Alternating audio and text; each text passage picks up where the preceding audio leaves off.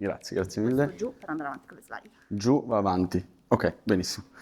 Bene, ciao a tutti, buongiorno a tutti.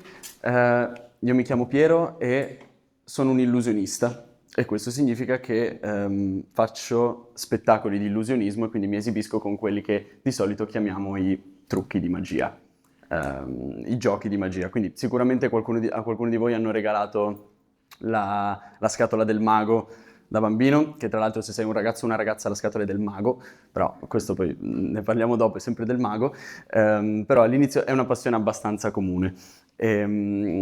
Quello che ci accomuna un po' tutti stamattina è che siamo interessati in qualche modo a creare qualcosa, portare qualcosa di nuovo nel mondo. Poi quello che ci differenzia è che ognuno lo fa con strumenti diversi, magari qualcuno disegna, qualcuno recita o qualcuno fa l'illusionista, queste cose qua, però ognuno ha degli strumenti diversi. Io prima di dirvi come ho declinato questo tema di layers, diciamo, no, io non ve lo posso dire, non ve lo posso dire proprio subito. Prima devo fare un piccolo passo indietro e devo assicurarmi che voi abbiate gli stessi problemi che ho io.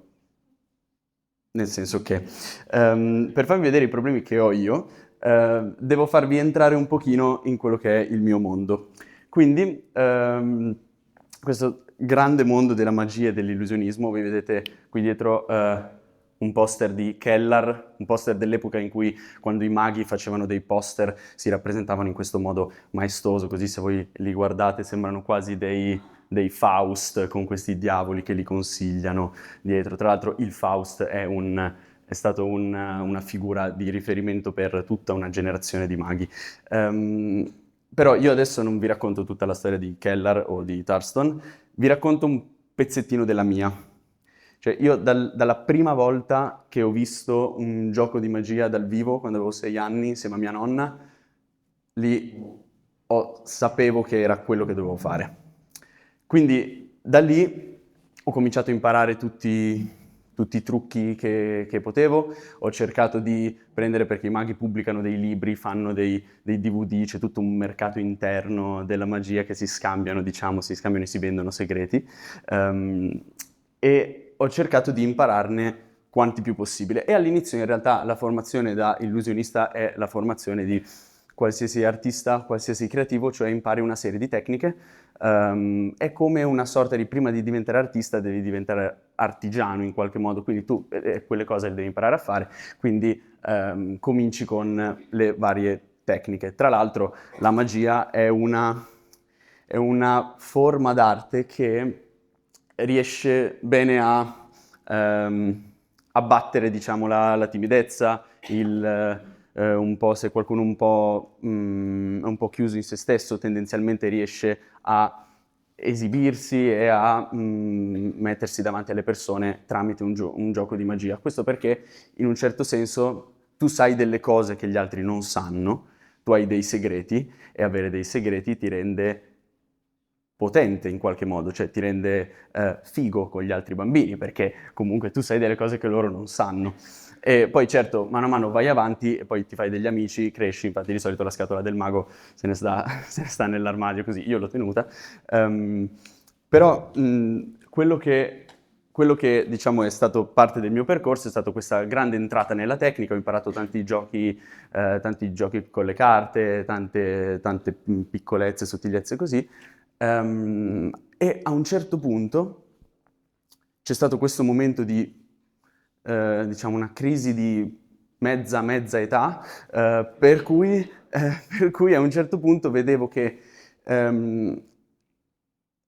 se andavo a teatro, ad esempio, quindi, non lo so, a vedere una qualsiasi cosa, tipo a vedere uno spettacolo di prosa, un Amleto, quello spettacolo toccava dei temi importanti, dei temi molto umani e su quello siamo tutti d'accordo che quando lo guardiamo dico quella sì è un'opera d'arte. Poi io mi rigiro verso, diciamo, tutte le tecniche da mago che ho imparato e dico ma siamo sicuri che questa cosa, cioè siamo sicuri che questa cosa possa essere davvero importante per le persone? Cioè magari è solo una forma molto avanzata di giocoleria. Cioè, in qualche modo io sono bravo a fare delle cose, ma non è detto che esca fuori un'opera d'arte. E non è detto che solo perché metto il piede sul palcoscenico allora sono un artista. Assolutamente no. Infatti si crea la cosa strana per cui a teatro la sera prima c'è un Amleto che si domanda se continuare a vivere oppure no, e la sua grande domanda è essere o non essere, che è una domanda che rivolge direttamente al pubblico, e la domanda della sera dopo, quando c'è il mago, il massimo forse è questa la tua carta? Quindi c'è un divario molto importante, no? Quindi in un qualche modo a teatro riuscivano a fare una cosa che a me sembrava impossibile nel mondo della magia. E in un certo senso non avevo tutti i torti, perché, vedete, la metto un po' dura, però la storia della magia moderna e dell'illusionismo, è una storia di una lenta perdita di significato.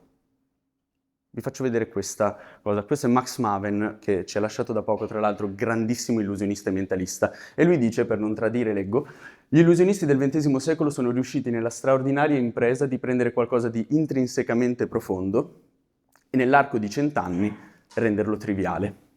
Oggi siamo arrivati al punto in cui il pubblico, davanti a un illusionista, è proprio questa trivialità che si aspetta. Vedete, questo è parte del motivo per cui io non vi posso dire subito come ho declinato questo tema, non se mi presento come illusionista. Prima devo parlare un po' di questa cosa dell'illusionismo, poi parlare un po' di questa cosa dei maghi, perché ci sono tantissime cose legate a questo immaginario che in un qualche modo non vi fanno vedere l'immagine completa. E questo è anche colpa dei maghi, è anche colpa degli illusionisti stessi. Cioè, in un qualche modo, quando Keller e Thurston facevano quei poster, gli spettacoli di magia parlavano di qualcosa di importante. I maghi una volta erano la punta dell'ingegneria, la punta della scienza e della matematica, sapevano proprio cose che gli altri non sapevano, erano più avanti e usavano in un certo senso questi segreti per parlare di qualcosa della loro epoca. Dopo un po', piano piano, sono rimasti i simboli, sono rimasti gli oggetti, ma si sono svuotati di significato, e quindi in un certo senso gli abbiamo tolto il significato e a furia di teli pagliettati l'abbiamo coperto e non lo vediamo più. Però per farvi un esempio, questa immagine è l'immagine che spesso è legata all'immaginario dell'illusionista, no? Quindi quello che pochi sanno è che questa ha una storia, cioè che all'inizio quello che probabilmente è il numero di magia più famoso del mondo nasce come una battuta. Cioè nell'Ottocento, quando non era strano essere in frac, non era strano avere un cilindro, quindi voi dovete immaginare una platea di cilindri, il mago andava da una persona e diceva buonasera, mi presta il suo cilindro? Diceva certo, assolutamente, e dovete sapere che gli interni dei cilindri possono essere rivestiti, cioè, ha un senso questo discorso, gli interni dei cilindri possono essere rivestiti di diversi tipi di pelle e in base alla pelle con cui è rivestito l'interno del cilindro si capisce l'estrazione sociale di una persona. Ok, quindi cosa succede? Il coniglio è una pelle di bassa qualità, quindi la battuta era, il mago prendeva il cilindro e diceva che bel cilindro, che cos'è questo? Coniglio? Allora il signore si indispettiva un po', tutti si mettevano a ridere, no? Il mago simpaticone, e poi cosa succede? E diceva no, ma è perché ho visto dentro questo, e tirava fuori il coniglio. Quindi all'inizio questa cosa aveva un senso quando andavi a teatro e vedevi tutta la platea di cilindri. Adesso semplicemente non ha più senso perché questa cosa è decaduta, però si continua a fare, si reitera perché sì, cioè semplicemente è rimasta la carcassa di quella cosa lì. Ecco qua, tra l'altro anche voi vedete in questo poster c'è un coniglio e una colomba, questi animali classici della magia, che tra l'altro anche la colomba ha una bella storia. Per adesso vi dico, solo faccio notare il dettaglio, che sia la colomba che il coniglio sono dei tipi di animali che sembrano molto grandi, ma se li schiacci un pochino sono molto piccoli. Quindi adesso non vi preoccupate, è una cosa che non facciamo più, però, però comunque la colomba ha anche una cosa, con l'apertura alare sembra molto grande, invece poi sta in tipo una manica. Queste cose qua. Quindi, tra l'altro, un altro esempio molto significativo è questo. Questo è Harry Houdini, che si libera da una camicia di forza a New York, appeso davanti a molte più persone di quelle che si vedono in realtà in questa foto qui. Quindi che cosa succede? Houdini non ha inventato la fuga dalla camicia di forza, esisteva già. Non ha inventato l'escapologia, esisteva già. Lui però che cosa ha fatto? È diverso vedere una persona che semplicemente chiusa in una stanza di qualche teatro riesce a togliersi una camicia di forza, a vedere un figlio di immigrati all'inizio del Novecento che viene costretto da una camicia di forza appeso in centro a New York che si libera. È molto diverso.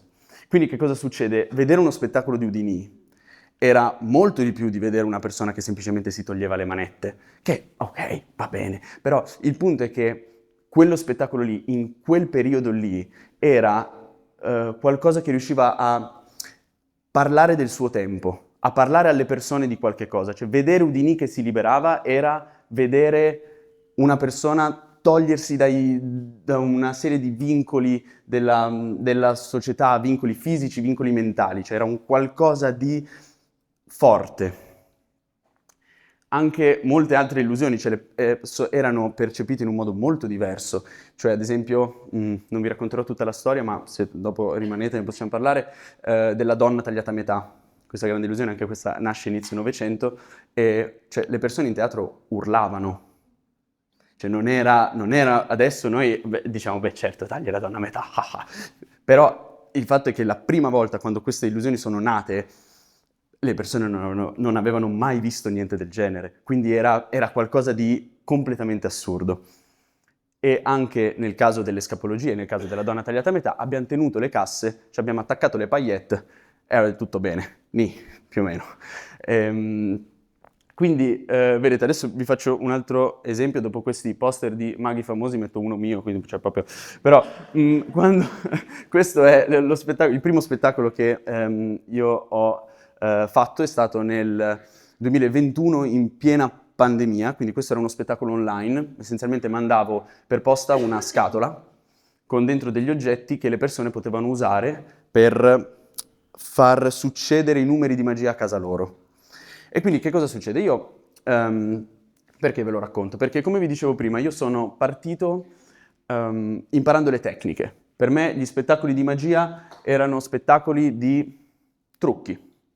Cioè io imparavo i trucchi, li mettevo in fila e avevo fatto il mio spettacolo. Bene, cosa è successo? Quando stavo scrivendo questo spettacolo, che ho scritto in questo modo, cioè trucco più trucco più trucco più trucco, ho chiamato una persona che è Mariano Tomatis, non so se qualcuno di voi lo conosce, è un grande autore, se avete perso i suoi libri sono bellissimi ed è una figura di riferimento per l'illusionismo italiano, assolutamente, tale Mariano Tomatis. Io lo chiamo e mentre gli parlavo dei trucchi, lui mi ha detto in realtà di cosa parlava il mio spettacolo.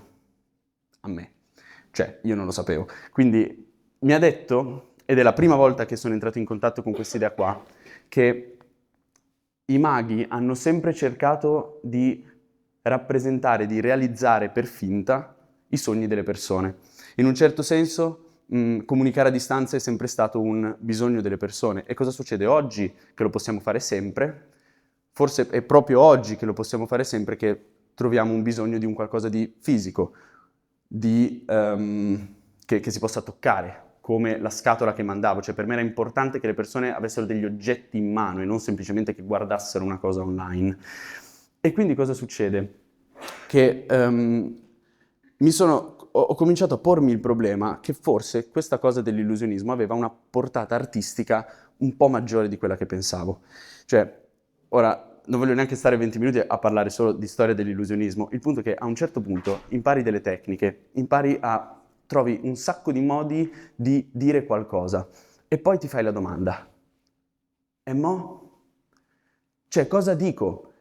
Questo è un enorme problema, perché sì, puoi essere bravissimo a disegnare, ma che cosa? Cioè, cosa dici? E se non trovi niente, forse è meglio allora non dire niente. E io non ero sicuro che con l'illusionismo davvero si potesse dire qualche cosa. Fino a... Beh, questo poster l'ho messo perché è uno dei pochi poster dove l'illusionista non è il centro della situazione, ma è il pubblico. Scusate, bevo un sorso d'acqua. E quindi qui vedete tutte le varie espressioni delle persone scioccate da questo coniglio dal cappello. E quindi cosa succede? Dicevo, dopo un po' che che diciamo che andavo avanti, accumulavo tecniche, in qualche modo avevo bisogno di sapere se questa cosa dell'illusionismo aveva un qualche fondo.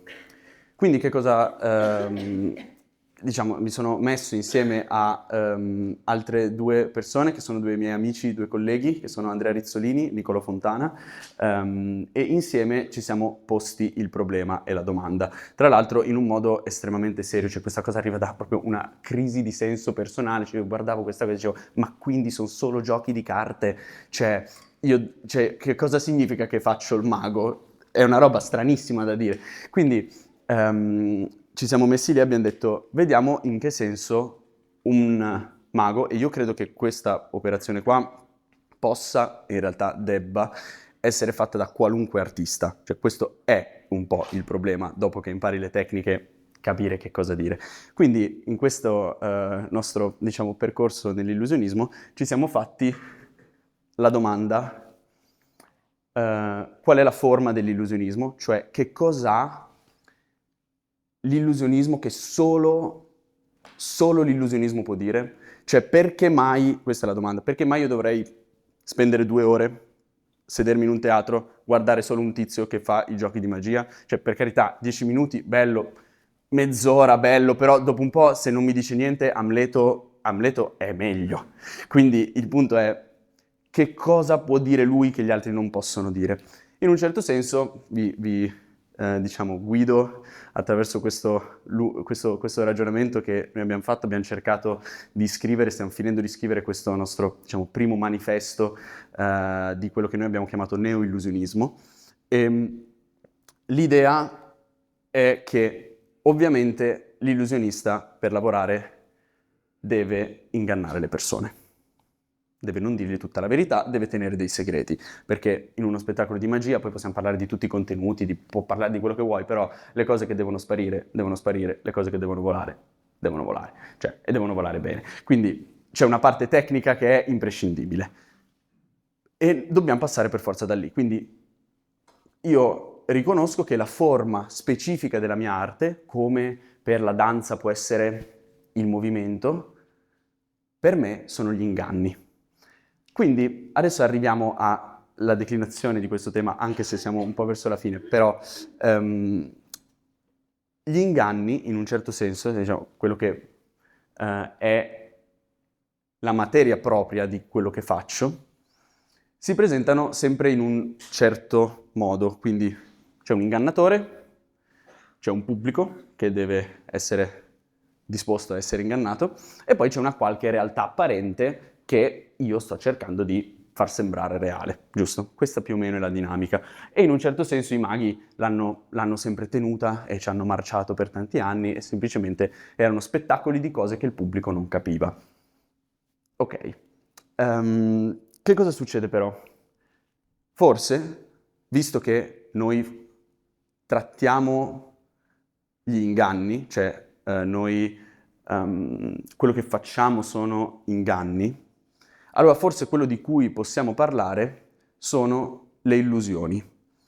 Mi spiego meglio, perché vorrei che questo è un concetto un po' delicato. Con illusione noi in italiano diciamo tante cose, quando uno si è illuso di qualcosa ha un senso un po' negativo, però teoricamente, e così entrano in questo tema di layers, teoricamente noi ci immaginiamo un po' un'illusione come una cosa del genere, giusto? Anzi, forse più un inganno come una cosa del genere. Questa è la caverna di Platone, quindi ci sono delle persone che sono legate a un muro, fisse, guardano avanti, sono nate lì, non sanno niente del mondo, loro guardano un muro con delle ombre. Dietro ci sono questi marionettisti che muovono delle figure marionette, loro che hanno visto sempre solo le ombre pensano che tutto il mondo sia quello.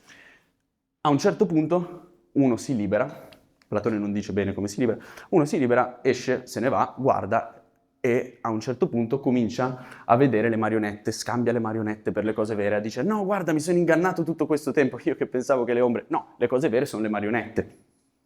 Bene, quindi contento. Poi di nuovo fa un passo ancora in più e esce dalla caverna. A un certo punto abbagliato dal sole, vede le cose riflesse nell'acqua e dice ah, ok, no, mi ero confuso con le marionette, quelle sono le vere cose. Poi si gira e dice ah no, queste sono riflesse dall'alto, poi le vere cose. Platone lo fa finire con lui che vede tutto, è arrivato alla verità e siamo tutti contenti.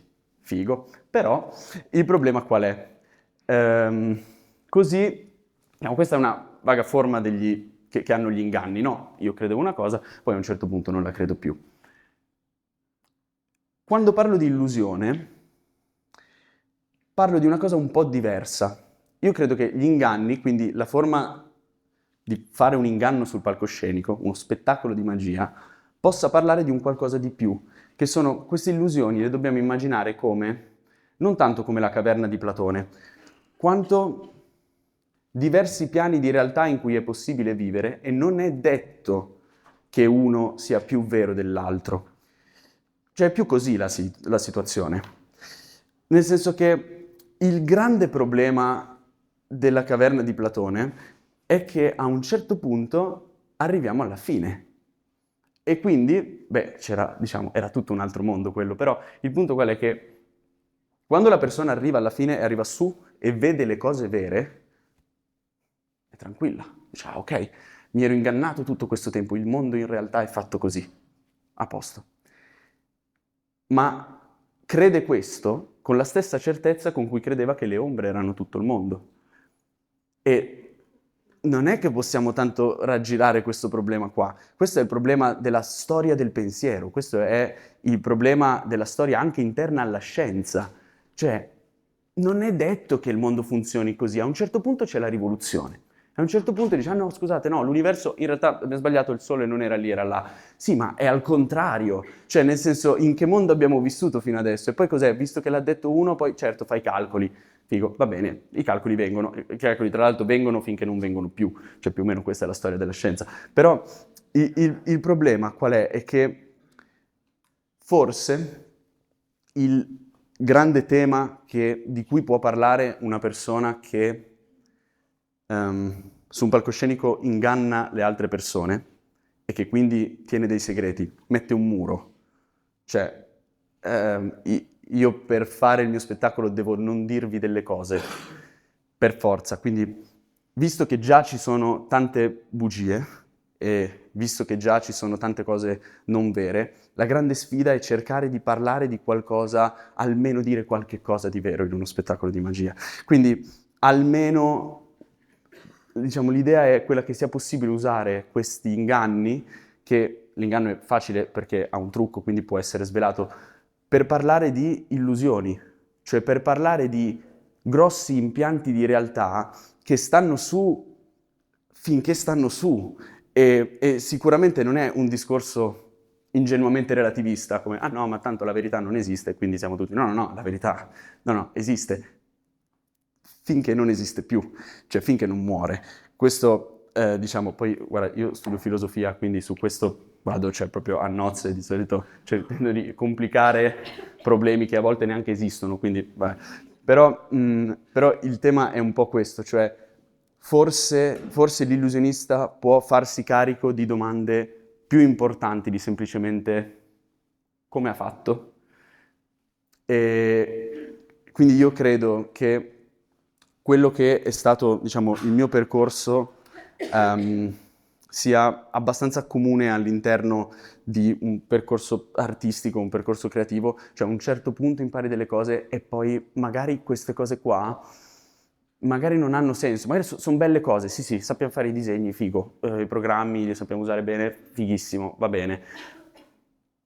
Però lo sforzo di cercare qualcosa per cui si possa dare davvero una visione del mondo, allora questo secondo me è interessante, questo secondo me è un po' il centro di un lavoro creativo e artistico e se non si riesce in qualche modo a fare così, allora possiamo tenerlo come hobby e ci facciamo le nostre cose, facciamo i nostri disegnini, è fighissimo, però forse c'è di più. E vi lascio con questo pezzo dal nostro primo manifesto che vi leggo. L'illusionista, per come noi lo intendiamo, assume nella società proprio questo compito. Ricordare a tutti che le maschere che abbiamo creduto di togliere alla verità non sono nient'altro che i mattoni di cui ci siamo serviti per costruirla. Questo non per mostrare una verità più vera di quella che perseguiamo, ma per difenderne il carattere illusorio. Questo è, adesso lo stiamo finendo, quindi in un qualche modo io dopo tanto siamo qua, vi lascio magari un Instagram, una cosa, quando verrà pubblicato sicuramente posteremo qualcosa e cercheremo di spargere il più possibile la voce. È un manifesto un po' tecnico, quindi per quello volevo che aveste gli stessi problemi che ho io per cominciare a capire qual era la preoccupazione. Però, diciamo, questo era. Io vi ringrazio tanto dell'attenzione, e grazie ad Arianna e grazie a tutti i Creative Mornings per l'invito.